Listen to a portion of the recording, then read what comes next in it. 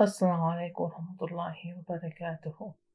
Welcome to the Tajweed Teaching Resource Pack. I've designed this resource pack for teachers that are teaching students that may be struggling with certain aspects of Tajweed, and through having that experience with teaching different people from different parts of the country, I've put together a resource pack that can help teachers with technique and strategies to help successfully deliver the Tajweed courses and classes, inshallah. There's some common mistakes or errors that students tend to make. So, inshallah, through this Tajweed teaching resource pack, teachers will be able to identify those common mistakes and understand how to correct their students, inshallah. I'm not going to go through the entire Tajweed rules. Inshallah, we already have a separate playlist on our YouTube channel. So if you haven't subscribed to our YouTube channel, please do so. And go on to one of the playlists, which is labeled as the Tajweed playlist. And in there, you will see a list of videos that cover all the Tajweed rules individually. So we have a short video for each rule that we cover, and you can utilize that playlist for students, and you could direct your students to our platform, inshallah. This resource pack, these videos that I'm going to be doing, are going to be exclusively for teachers themselves and helping them deliver the Tajweed lessons for students that tend to make the same sort of mistakes. So I've put this together because I've noticed students making the same mistakes, and even some inexperienced teachers. If you're new to teaching Tajweed, you may also be making some of these mistakes. So this is a great way to also correct yourself, especially if you are giving that Tajweed knowledge to others. You've got to make sure that you yourself have corrected those mistakes, inshallah. So let's begin, inshallah. One of the things that I find students struggle with is saying the Hamza and the Aim directly after it. So what tends to happen in isti'adah, you see this a lot, or in ayahs of the Quran where the Hamza and the Aim appear together. They find it difficult to make a transition between aqsa al-halq to wasat al-halq, from the further part of the throat to the middle part of the throat. One of the ways that I have taught my students to articulate these letters, like in isti'adah, is if they place their index finger at the further part of the throat, which is the aqsa al-halq, and then they say air, and after producing the sound of Hamza, they move the index finger to the middle of the throat and they say the Ain. But they have to move the finger as they are pronouncing these letters, because if they say they're not going to be able to say the Ain, if they're not moving the finger. So if they've left the finger here, so let's imagine that this is the further part of our throat. This is my index finger, which is the laser light. I've placed my finger at the bottom part of my throat and I say but I've not moved it, so I say and they're producing the same sound for the Ain.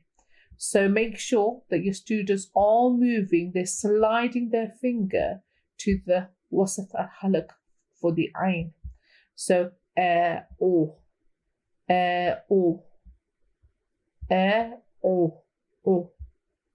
moved the finger, and that's what's going to help them say the a'udhu billahi, the first part of the isti'adah, inshallah. Make sure they don't say for the Hamza or the Ain. They're not heavy letters, they should not be saying it heavy. So Dad is another one, which is a difficult letter for both teachers and students as well. So as a teacher, you need to master this letter before you go out to teach your students. So the best way to do it, and obviously I'm not going to go through the full lesson of Dad. If you do want to go through the entire Makharij, please go, as I've said at the beginning of the video, to the Tajweed playlist and go through the further details of these lessons. One of the things that you should ask your students to do is crop their mouth open and raise their tongue up. because as we'll see later on, that all the heavy letters you have to employ the raising of the elevating of the tongue for heavy letters. So elevate the tongue, raise the tongue up, keep the tongue straight. A lot of students, when pronouncing the letter Dod, tend to move the front part of their tongue, which is the tip, and part of the side, across to around about here to the side of the mouth, against the molars as well. And that's a mistake. The only part that should be touching the molars is the side of the tongue, not the front part of the tongue. And they will move that across, and that's a mistake. And they will not get the heaviness of the Dod if they do that. This area is where the top part of your tongue should touch. That's just by coincidence. That is not a makharij of Dod. We do not aim to touch anywhere with the top of the tongue. That's where it will touch automatically. Okay, it's a coincidence that it will go there. What you need to focus on is the makharij articulation point of the letter Dod. Either you articulate Dod from one part of the tongue, this one side of the tongue, or both sides of the tongue. If you are articulating, or your students are articulating the letter Dod from both sides of the tongue, then the tongue the front part of the tongue should remain straight, and the tip can be placed behind the incisors. Again, that's not part of the makharij, but that's where they can place the tongue, because this one is showing you by opening the mouth, but really this is how it should be risen. It should be elevated, and then eventually, once you've mastered the elevation, you should close your mouth and start to pronounce the letter Dod. This is just for training purposes. Once they successfully raise their tongue, and because one of the sifat, the characteristics of Dod is at the back, so it is adhesive, it sticks to the makharij. So stick the tongue to the roof of the mouth. It should stay there. When you're saying the letter Dod, the tongue should not move back down. A lot of students say Do and they move it down, and that loses heaviness. They need to leave the tongue up, so it's almost like it's been glued into that area. So your tongue is glued almost to this area and to the roof of the mouth. And you're saying Do, Di, Do, Do, Di, Do.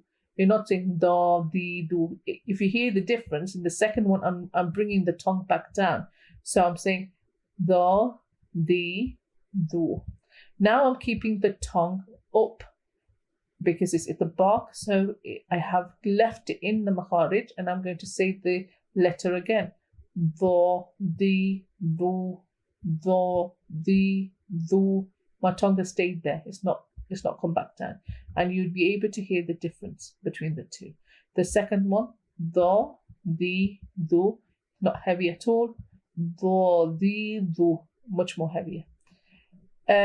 Once you've mastered that, then you can close the mouth, but it should always look like this. The side of the tongue should be against the molars, the side.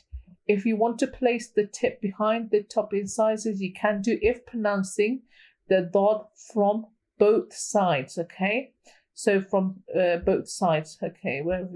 So both sides here, okay?